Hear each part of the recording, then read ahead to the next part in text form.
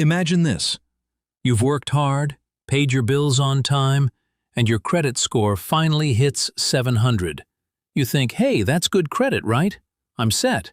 But what if I told you that good is actually costing you thousands of dollars every year without you even realizing it?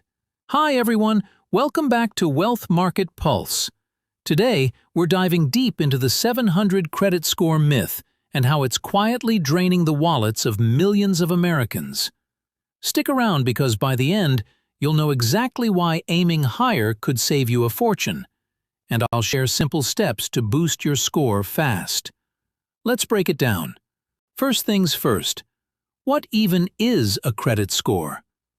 In the US, your credit score is basically a 3-digit number that lenders use to decide if you're a safe bet for loans, credit cards, or even renting an apartment. The most common ones are FICO scores, ranging from 300 to 850, and Vantage scores, which are similar. Now, a score of 700 to 749 is labeled good by most experts. It's better than fair or poor, sure. But here's the kicker. It's not great. And in today's economy, good just isn't good enough. Think about it like this. If credit scores were grades in school, 700 is a solid B. You pass the class, but you're not getting into the top colleges or scholarships. Lenders see you as reliable, but not elite. And that perception? It hits you right in the bank account. Let me paint a picture with a real-life example. Meet Sarah, a typical American in her 30s living in Chicago. She has a 710 credit score. She's proud of it. She checks it on apps like Credit Karma. Last year, she bought a $300,000 house. With her score, she qualified for a 30-year mortgage at 4.5% interest. Sounds decent, right? But if her score was 760, just 50 points higher, in the very good range, she could have snagged 3.875%. Over 30 years, that tiny difference? It adds up to over $50,000 in extra interest payments. That's not pocket change. That's a down payment on another house, or funding your kid's college tuition. And Sarah's not alone. According to a 2023 report from the Consumer Financial Protection Bureau, about 40% of Americans have scores between 670 and 739, right in that good zone. If you're one of them, you're probably overpaying on everything from car loans to credit cards. Now let's talk car loans, because who hasn't financed a vehicle? The average new car price in the U.S. hit $48,000 in 2024. With a 700 score, you might get approved at 6% interest on a 60-month loan. But bump that to 740 plus, and it drops to 4.5%. For a $30,000 loan, after down payment, that's $2,500 saved in interest alone. Multiply that by multiple cars over your lifetime, we're talking tens of thousands quietly slipping away. But it doesn't stop at big purchases. Credit cards are sneaky thieves too. If your score is 700, you're likely stuck with cards offering 18 to 22% APR on balances. Carry $5,000 debt? That's $900 to $1,100 in interest per year. With an excellent score of 800 plus, you qualify for premium cards with 12 to 15% APR, plus perks like 0% intro offers. Over time, that good score could cost you $500 extra annually just on one card. I know what you're thinking. Okay, but is this really a myth? Everyone says 700 is good. Well, yes and no. Credit bureaus like Equifax and TransUnion promote 700 as good because it gets you approved for most things.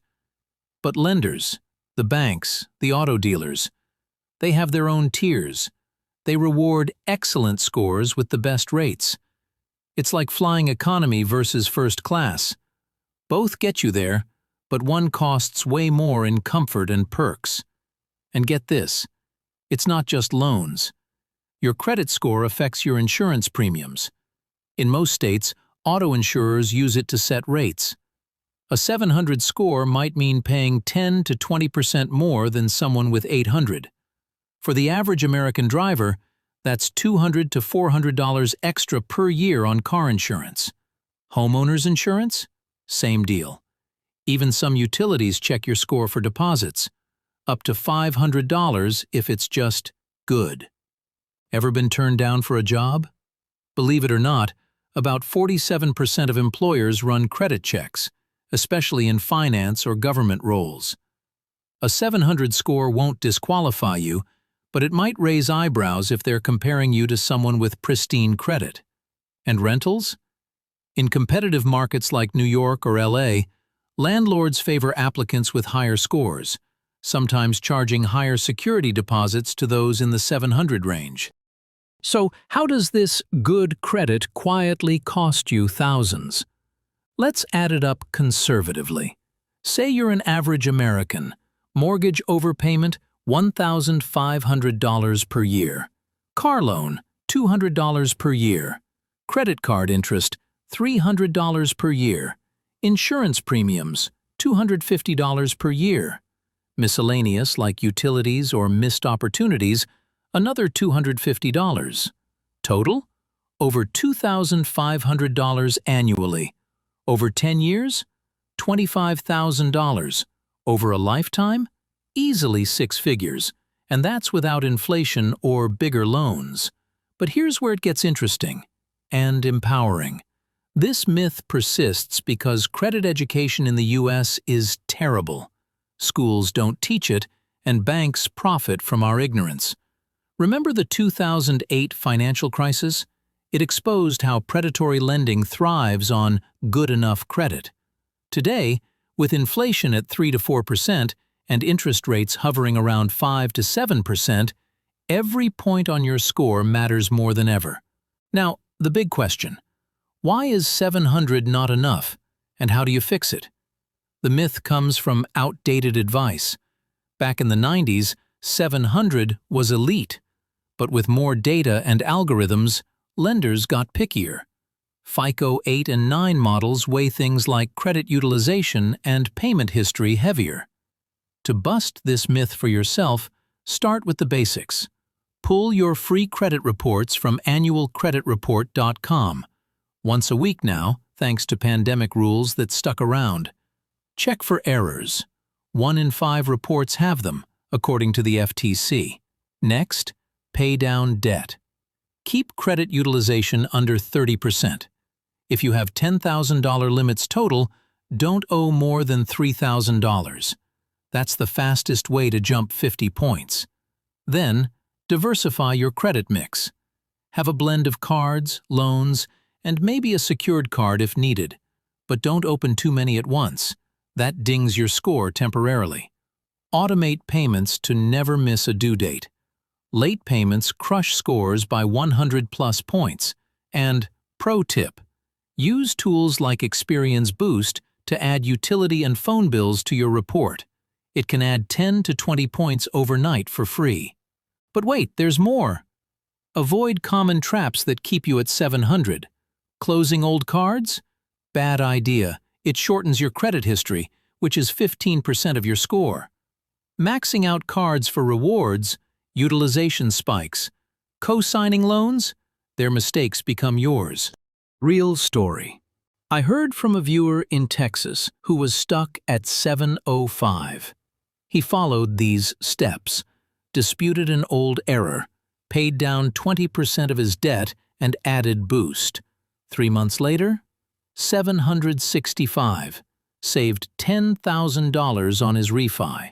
If you're serious, consider credit monitoring services like MyFICO for $20 per month.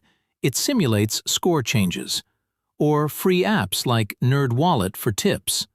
Look, the 700 myth isn't your fault. It's a system designed to keep average Americans paying more. But knowledge is power. By understanding this, you're already ahead. Imagine redirecting those thousands back into your savings, vacations, or investments. If this resonates, Hit that like button and subscribe for more myth-busting finance tips. Drop a comment. What's your credit score, and what's one step you'll take today? Share this with a friend who's overpaying. You might save them thousands too. Thanks for watching till the end. Remember, good credit is a start, but excellent credit is where the real savings begin. See you next time.